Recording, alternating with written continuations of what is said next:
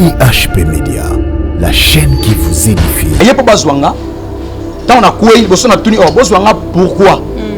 À la seconde le bâté, na quoi par terre et je vilange.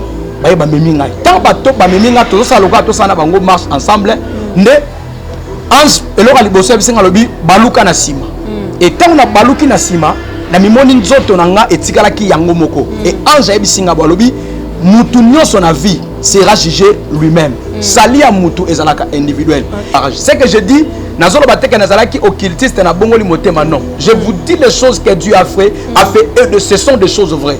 Même les gens qui ont venu me rendre visite à la maison par rapport il y a Mama Kamozo les kama partout prophète okufaki oui. Okay. Et tout le monde priait Nzamba yoka ngote. Moi je vis les choses que c'est que je te dis, c'est comme les apôtres ont dit, c'est que nous avons entendu, c'est que nous avons vu, il y a un monde de tozoloba. OK. OK. Na komona na kata barrage wana. Tangu na tali na kata barrage, na moni ba prière ya bato. Okomona mutu robi papanga na sema, na pesa bo fan nanga, na gênant. Mais les kamunanga simbaka te. Prière à mutu ani matrapa na Nzambe te. C'est-à-dire ezalaka stopper na kati ya barrage wana. Pe na kata barrage wana, na moni ba memisa batu ba saki na mutu. Batu je vis il y a des prophètes, je vis il y a des pasteurs, musu ba ba pasteur awa, mais na moni ba ngona ba saki na mutu. Et nazalaki banesko komi tu na moto na tuni na ange wa memanga na bise na bi mais ça c'est quoi abisi na lobi boye abi omoni barrage oyo eza barrage oyo satana empêchaka bato ebele ba voix pas mon Nzambe te parce que la Bible zoloba tout ce que vous demandez en priant croyez l'avoir reçu vous la verrez s'accomplir mais ça na ba tebele ba sala ba prière ba tira ba mona le côté donc comme il a barrière wana na ko comprendre ko mona tant ozaki na kati barrière je vis les gens pleuraient. Je vis à beaucoup de gens qui se lamentaient. Je vis à beaucoup de gens. Et na kata barrage, c'est-à-dire espace moko ya muke. Espace wana batu ba lekara espace wana eza batu bazana nzambe kati na bango.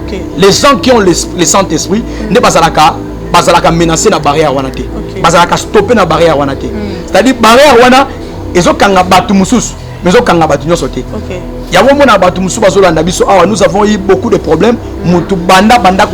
Papa ngana bonde na batandenge na neba bisanga sala kutu boy. Bato boy lelo bato boy. Mais esimba te pourquoi? Baza basé na barrière wana parce que je vis même le serviteur de Dieu. J'ai vu beaucoup de serviteurs de Dieu qui étaient là na kata barrage wana na ba charge na bango na mutu. Na moni o abengaka na moni prophète o benga soi-disant Kanko Philippe boy.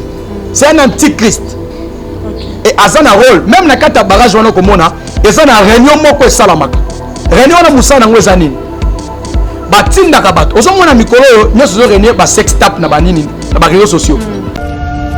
IHP Média, la chaîne qui vous édifie.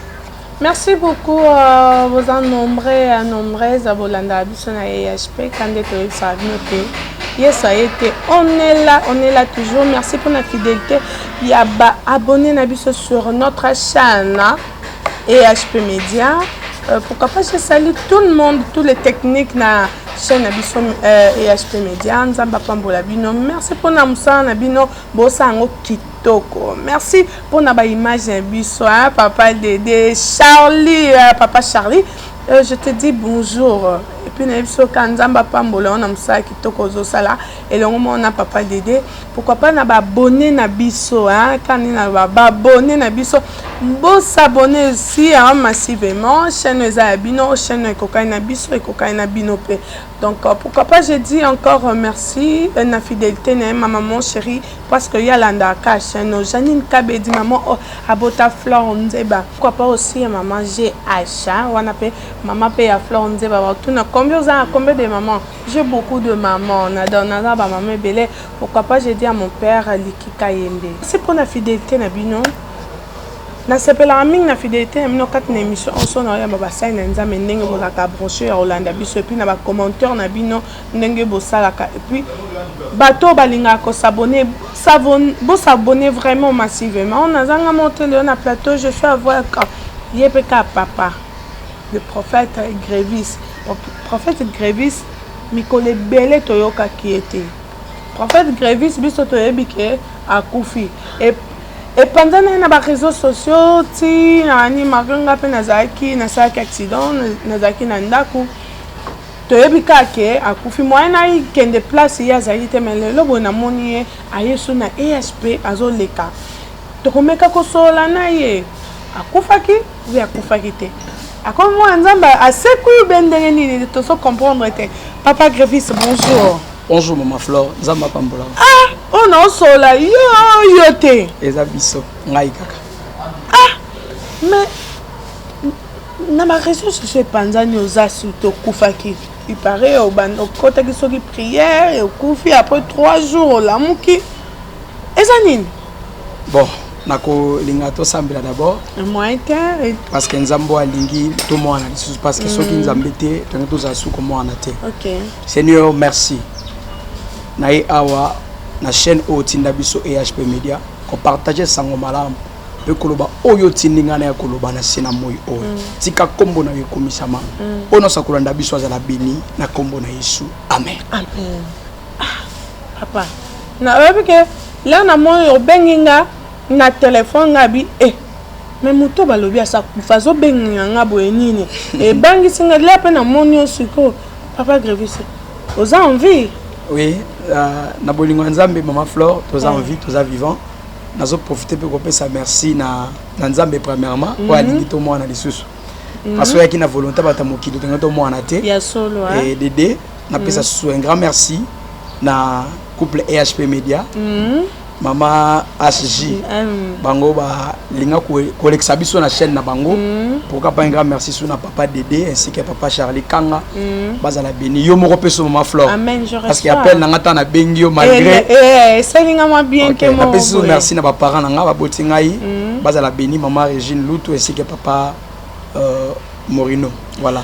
Merci beaucoup votre kenenon na kosola biso parce que par rapport à réseaux sociaux ndenge tambola bonne tonga.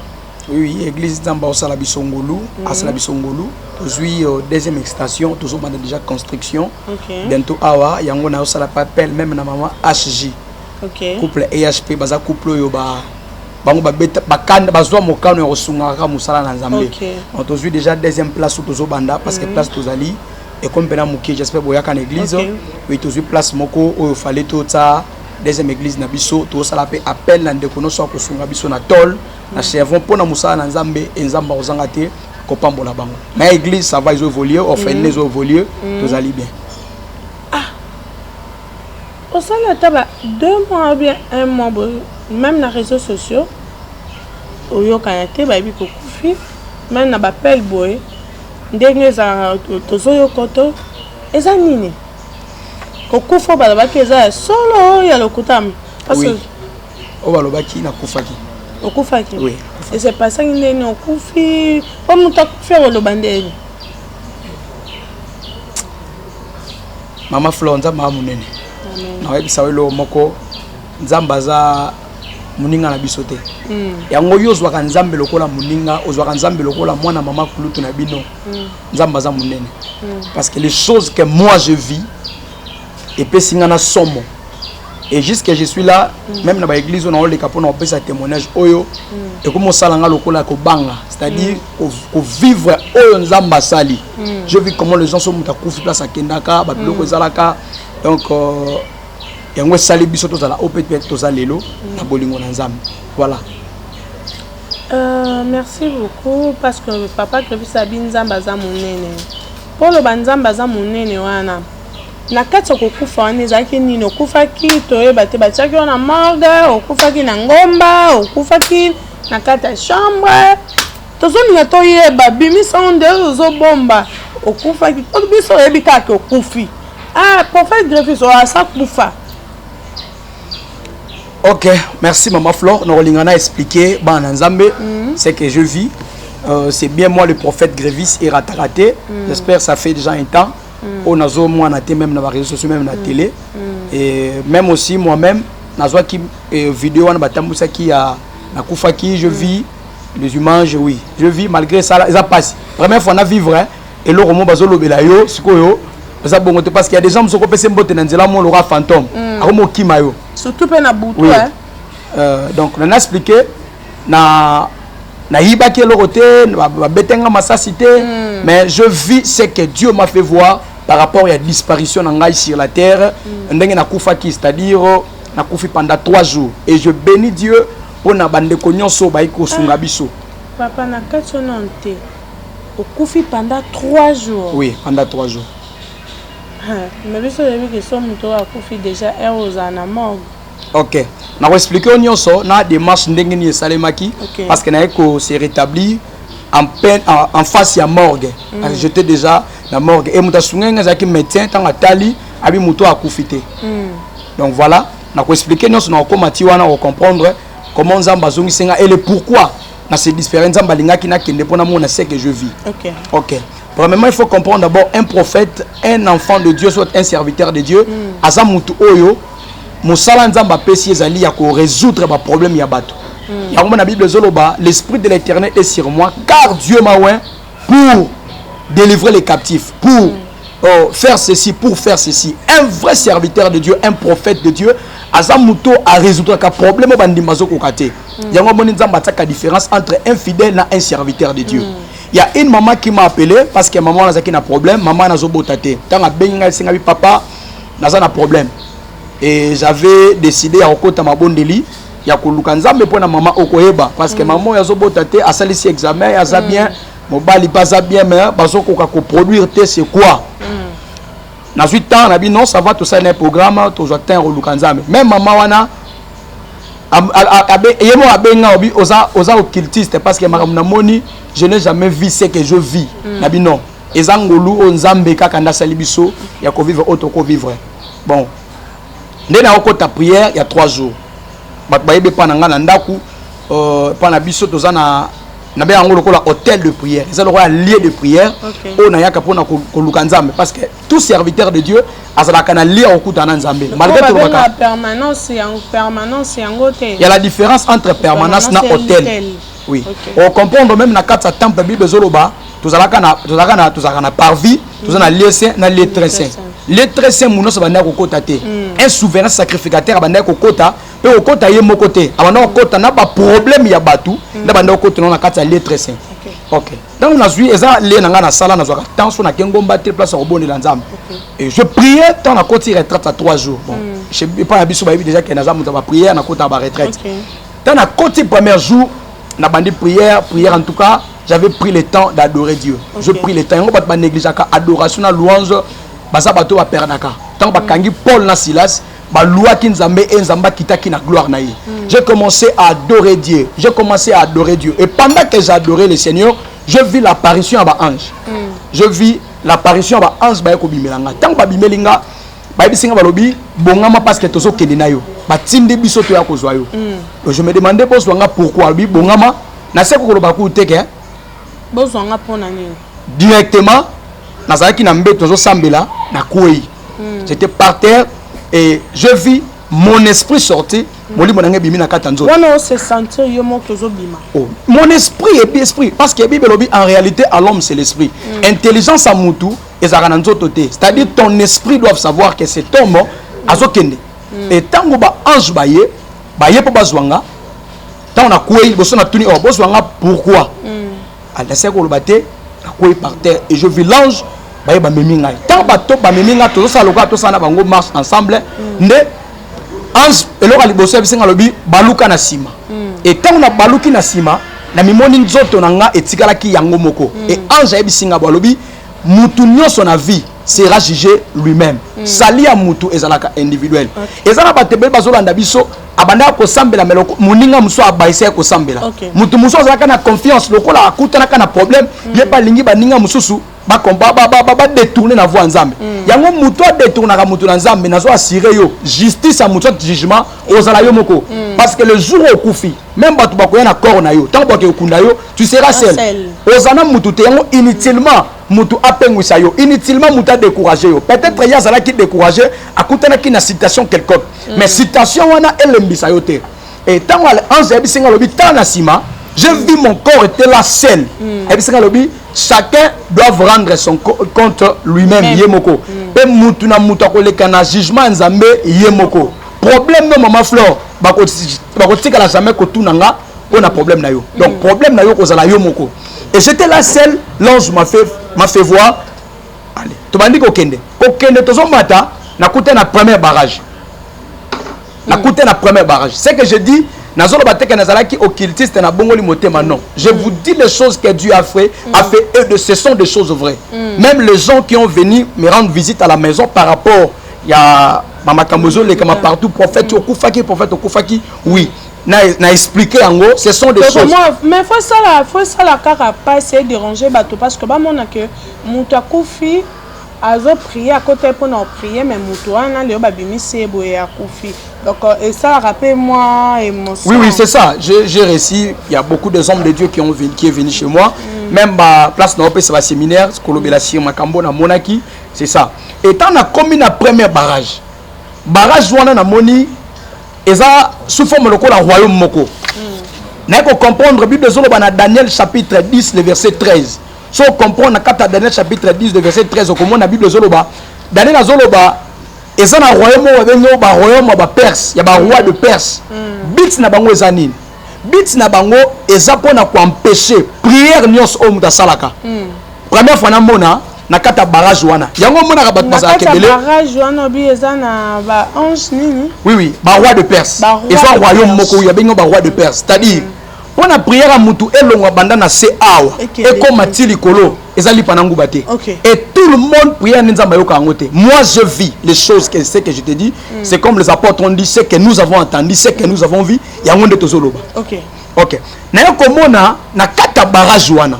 tangu na tali na kata barrage na moni ba prière ya bato okomona mutu alobi papa nga na sema na pesa bo fan nanga na gênant mais les camerounais simbakate prière à mutuani matrapa na nzambe te c'est-à-dire ezala ka stopper na kati ya barrage wana pe na kata barrage wana na moni ba memisa batu ba saki na mutu batu je vis il y a des prophètes je vis il y a des pasteurs musu ba ba pasteur awa mais na moni bango na ba saki na mutu et nazalaki banesko komi tu na moto na tuni na ange wa ba manga na bisa na bi mais ça c'est quoi abisi na lobi boye abi omoni barrage oyo eza barrage au satana empêchaka bato ebele ba voix pas mon nzambe te parce que Bible zoloba tout ce que vous demandez en priant croyez l'avoir reçu vous la verrez s'accomplit mais ça na ba tebele ba sala ba prière ba tira ba mon eloko te à côté ba jeune après ça ba offrande à sema benga ba prophète mais mutu wana makamne simbaka te pourquoi nous se souka na barrage et je vis il y a beaucoup de gens qui pleuraient na ba saki na mutu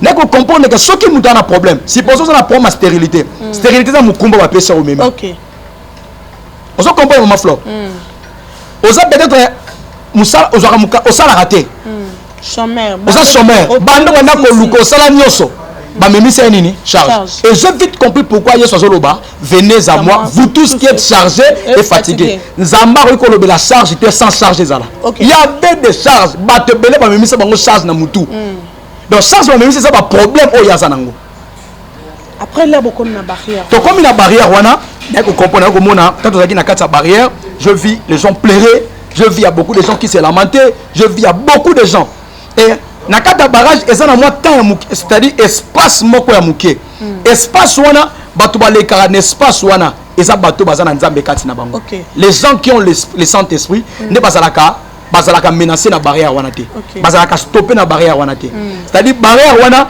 ezokanga batu mususu mais ezokanga batu nyoso te yango mona batu mususu bazolanda biso awa nous avons eu beaucoup de problèmes mutu banda ko bondela papa nga na bondela batandenge na ne ba bisanga sala ko to boye batu aboye lelo batu aboye mais esimba te pourquoi baza basé na barrière wana parce que je vis même le serviteur de Dieu j'ai vu beaucoup de serviteurs de Dieu qui étaient là na kata barrage wana na ba charge na bango na mutu na moni o abengaka na moni prophète mo benga soi-disant Kanko Philippe boye c'est un antichrist et azana rôle même na kata barrage wana ko mona ezana réunion moko esalamaka réunion na musana ngo ezanini batindaka bato ozomona mikolo nyoso zo réunion ba sex tap na banini na ba réseaux sociaux nyoso wana eza réunion esalamaka na kata barrière wana eza barrage oui mais ça déjà monde mususu ba benyango ba roi de Perse royaume monde de Perse ba sala ndenge nini na kata église j'ai vu même le prophète j'ai vu même le pasteur oh le mingo ozomona ba vidéo na bango ezobima qu'est-ce que le diable fait le diable a ça la raboye à quoi assurer bango protection à fidèle na bango.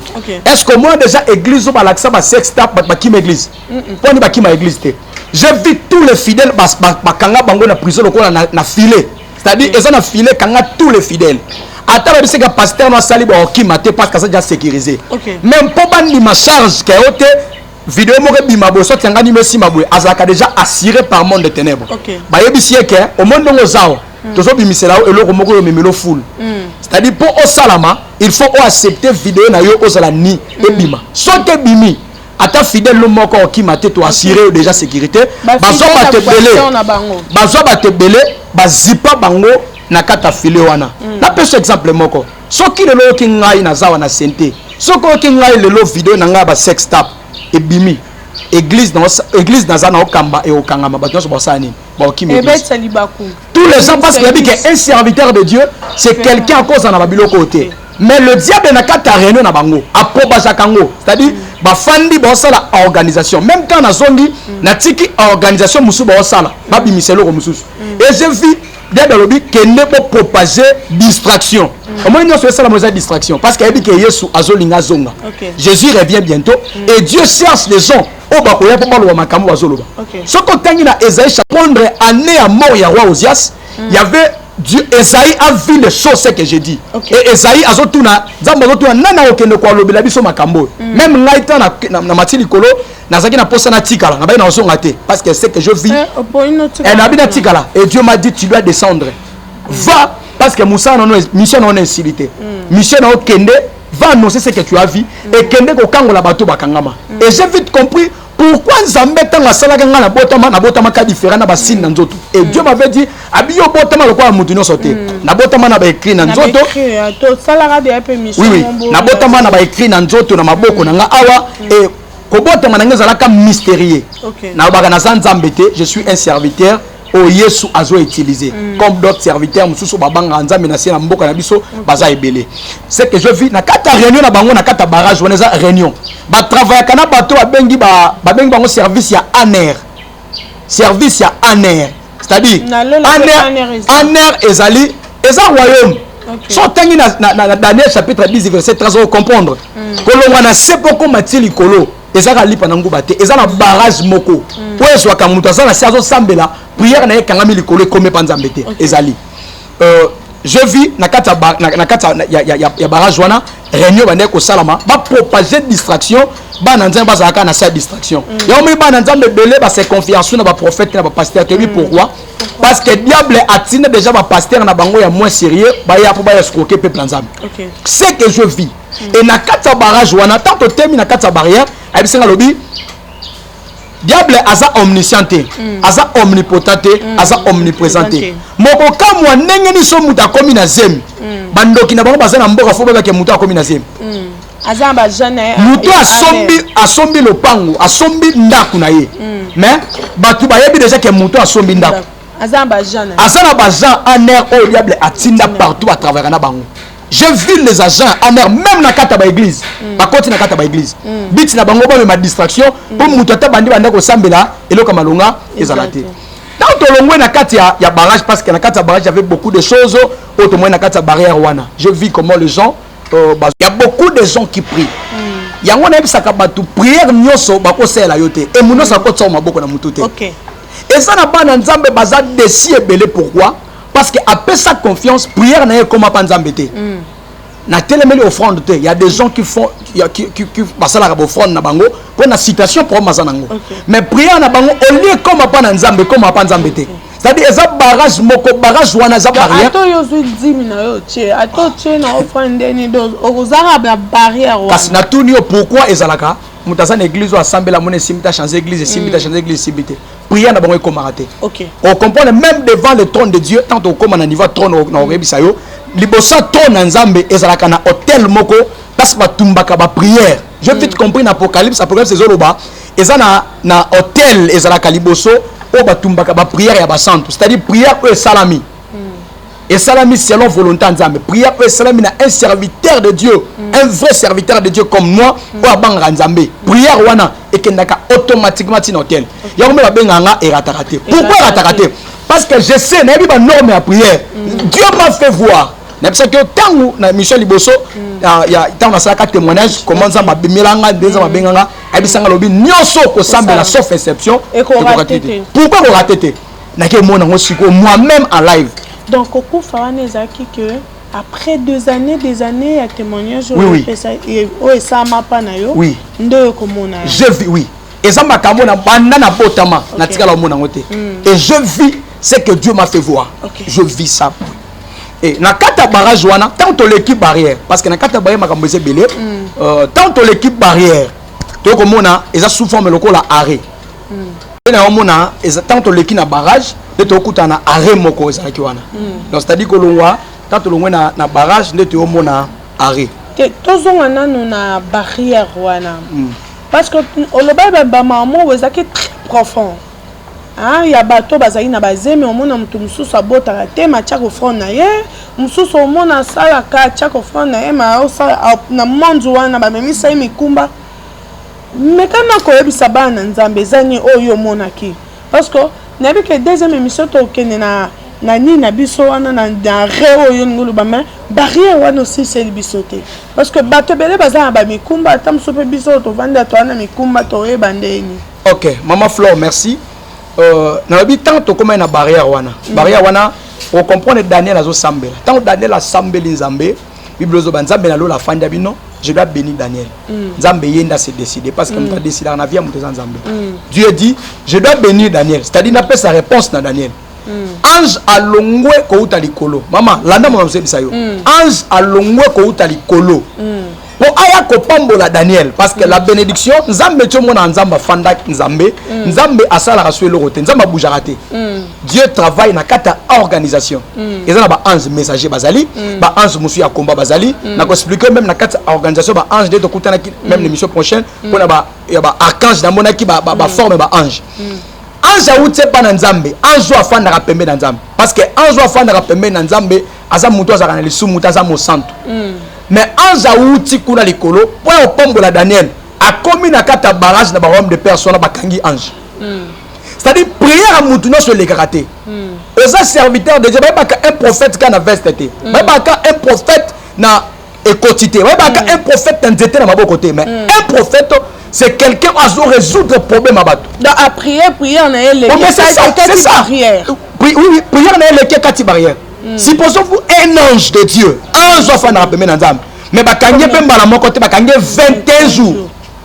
Un ange arrêté pendant 21 jours na barrière. Et bon on prière à muta zo la ngai. Ya ngo mona sana ba tebele assembly.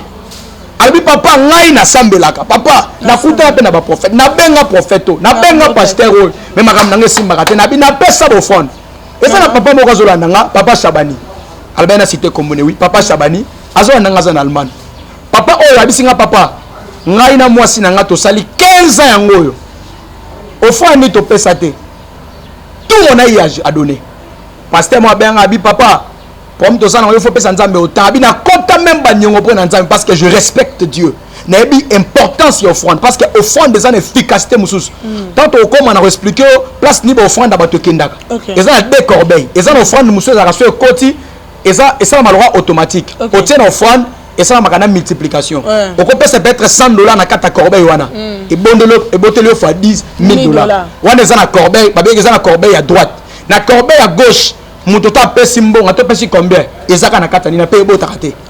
Mais au fond il y a beaucoup de gens qui ont témoigné sur les offrandes. Et papa n'a pas ça. Papa Sabana Zolandanga. Abi n'a pas ça papa. Mais 15 ans. To sala ba examen zo la sala ba to sala ba examen moi si nanga za bien, mobile nanga za bien. Mais si maraté. 15 ans.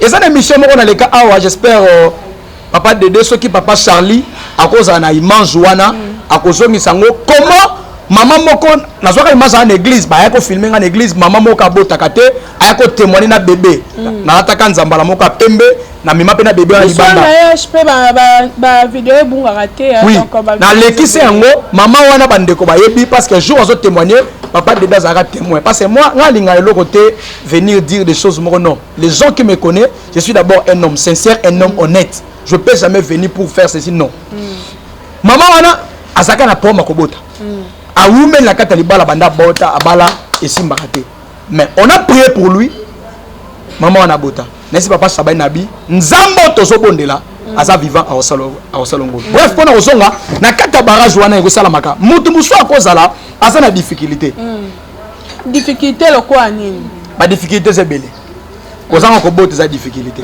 kozanga musala za difficulté baninga muso bokoza 10 bokotsa dossier bazwa 9 yo bazwa kaote net si sozui bato bazaka na ba règle douloureuse eza na mutu mususu so comme na batama période na ye eza pena bato mususu bazaka pe aboti mais mwana kufi ya bota rara mwana kufi bana bakufaka oui tout ça nyonso wana eza bato bazana ba problème parce que na monaki bato so memisi bango nini ba mikumba même bato bazaka na ba esprit ba mari ba femme de nuit muto azana mari de nuit femme de nuit ba memisa e charge alela ka mu Congo passe parce que na kata domaine ba mari de nuit on comprend muto muso alela mu Congo passe na kata stérilité ezali ba règle douloureuse bato muso bazaka oui charge ba memisa ye même bato bazalaka na ba perte blanche belé et ça la maka oui ce sont des charges oyo diable a memisa ka bato yango mo yeso lobi. Venez à moi, vous tous qui êtes chargés et fatigués. Moi, l'Éternel, je vous donnerai quoi? Parce que ce sont des gens qui existent. Bateau va exister. Mutazola nanga banda. Yé m'a ramené simbarate. Ma kamune ma tout a pas découragé baya l'obita la bateau. Na baya nangai. Tout ça, ce sont des gens qui ont des problèmes. Il y en a quatre barrages baza bateau ba misi bateau ni c'est pas ni. Basa. Net bango kutu. Tato on a expliqué. Si organisation on comprend bato ba yamba yesu te Seigneur sauveur place ni ba kendaka na maramni ote biso sabata ya bokoko biso sabata boye nzambe ay on comprend na biso ezana bato muso azo vivre mais aza déjà na ba chaîne ba kangai OK nde bato koutela même les gens il y a aux en église il y a beaucoup de gens aux en église école a raté. Maintenant on a un témoignage ya yopeka na monzambe benda pasa ndolo ba kaka iratate na nanda ka témoignage ya pasteur mon père lobi yi église na ye ezaki pe na batute opela ye église et kenda liboso wana pe ezaki ka zali na ba barrière. Voilà oui c'est ça. Je vais vous dire une chose. Diable mission principale les années. A peuplé Canaï, a dépeuplé Canaan. Bateau basel nzamba solo ba okembabwe. Il y a pas de fidèle. C'est-à-dire le fidèle bazate. Le fidèle aime aller ba ken déplace bateau hein. C'est-à-dire le faux serviteur de Dieu. Les envoyés du diable. Le pasteur oui, le message normalement la pasteur on a. Il y a église na ye, azan église azata na pas même 12 fidèles. Azaka na bongo même na tsaka même ba photo, azaka na même pas 12 fidèles. Et lorsque eza qui cité lorsqu'il est venu, je priais pour lui et je lui ai dit ceci. Si réellement tu es un serviteur de Dieu, si réellement Dieu m'a envoyé sur la terre, tu sais le service et rataraté, l'église a passé le combat full, nous avons pas volé ces gars dans biso, papa, c'est là qui m'a nzambe et zaliko na yo. Bato bazana ba problème, bato bazana ba difficulté, ba lingi soit lingi au comprendre on a message ya prophète Grévis et rataraté, ben biso na numéro O. Plus 243 89 62 55 846 plus 243 89 62 55 846 on reçoit prophète Grévis et ratakate et nous avons expliqué yo ni makamna mwana même aux un problème tu veux m'appeler c'est pas bon ce pour nous contribuer na baton le papa na pas na somme moi 10 tol 20 tol na net yo le bisip so somme 10 tol na yo zama pambo déjà maman Flore pour na construire nouveau église à Sikatozo banda pona lokumu na nzambe nzambe pe kozanga te ko pambola voilà. Amen. Merci beaucoup là c'était notre prophète Grévis et ratakate babi ratakate et bibi son na kati ya média ezaka moi temps nabi ke bolanda deuxième émission na biso au place au souk sa témoignage na ye même troisième bolanda ye azana numéro ya téléphone apesi bino ebita na biso ko mo mukuse quand le to bisa bino soki Yesu ayete to romona na mais na pesa merci mingi na fidélité na bino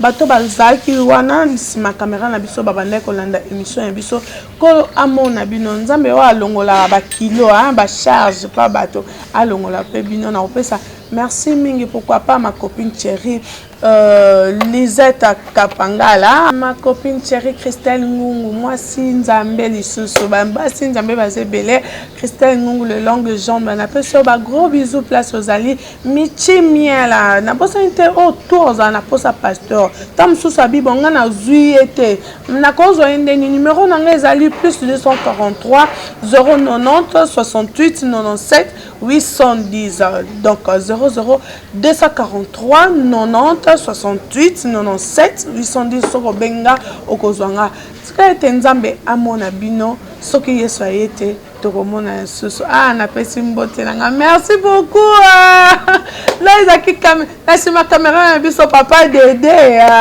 et papa Charlie Kanga nalinga bino mingi musala ezosama kitoko ka pona bino nzambe amona bino merci ciao. IHP Media, la chaîne qui vous édifie.